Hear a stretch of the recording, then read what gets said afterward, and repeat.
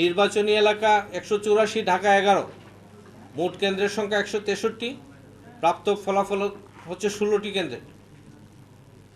M A Qayyum, Bangladesh জাতীয়তাবাদী দল BNP, প্রতীক ধানের শীষ, প্রাপ্ত ভোট 7391। কোহিনুর আক্তার বিতি, স্বতন্ত্র, প্রতীক হচ্ছে ফুটবল, প্রাপ্ত ভোট 81। কাজী মোহাম্মদ শহীদুল্লাহ, বাংলাদেশ সাংস্কৃতিক মুক্তিজোট, বরাদ্দকৃত প্রতীক হচ্ছে ছড়ি, প্রাপ্ত ভোট 11। মোহাম্মদ আব্দুল কাদের, গণফোরাম, প্রতীক হচ্ছে উদীয়মান সূর্য, প্রাপ্ত ভোট হচ্ছে 23।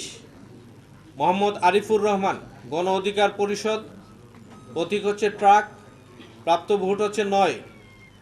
মোহাম্মদ জাকির হোসেন, বাংলাদেশ রিপাবলিকান পার্টি, প্রতীক হচ্ছে হাতি, প্রাপ্ত ভোট হচ্ছে 22।